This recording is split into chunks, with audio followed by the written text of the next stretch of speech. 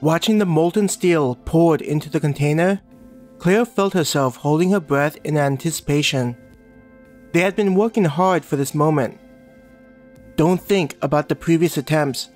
Claire shook her head, not wanting to think about the past failures.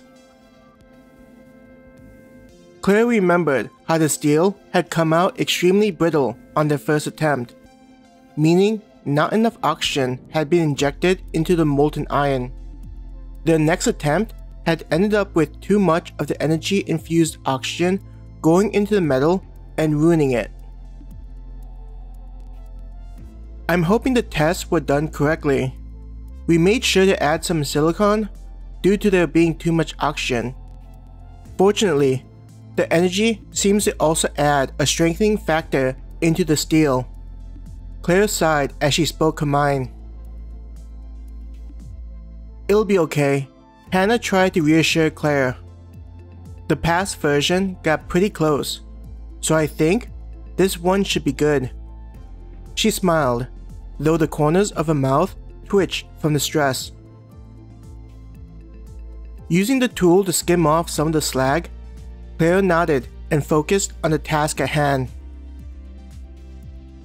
When the steel finished draining out of the furnace, the hatch was closed. Grabbing the tool they had previously used to carry the molten iron over to the oxygen furnace, both Claire and Hannah lifted a container full of liquid metal and walked over to a long machine up against the wall of the room.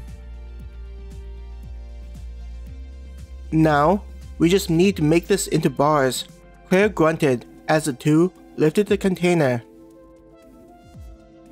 Pouring the metal into the machine, it ran down the channel and lengthened to look like a strip of molten metal.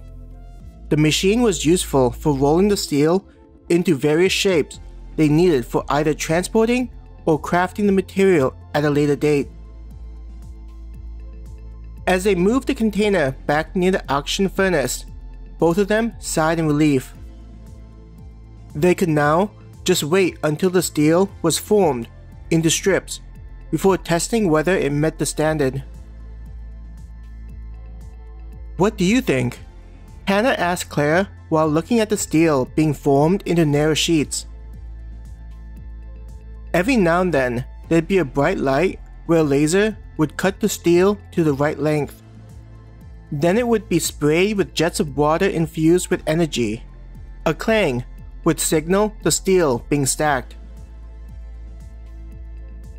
I'm surprised they have such equipment included for free.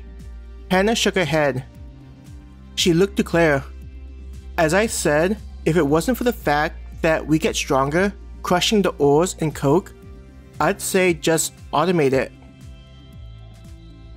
Claire nodded. I agree.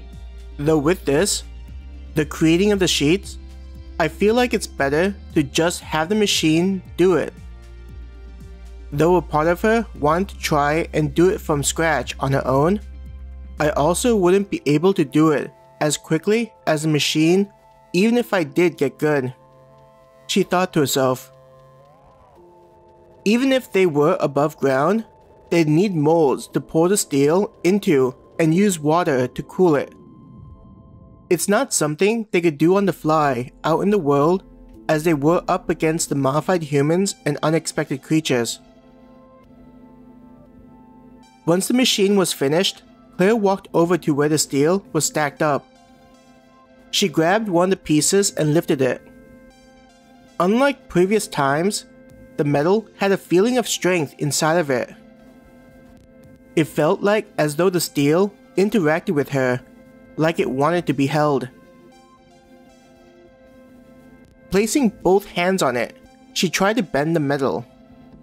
Claire could feel the steel being able to withstand her strength. Even as she increased the power being applied to the steel, Claire knew that they had done it correctly.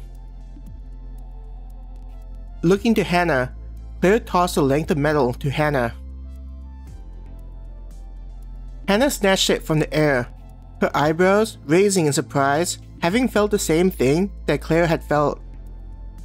I think we did it. At least it's passable. She grinned to Claire. Claire nodded.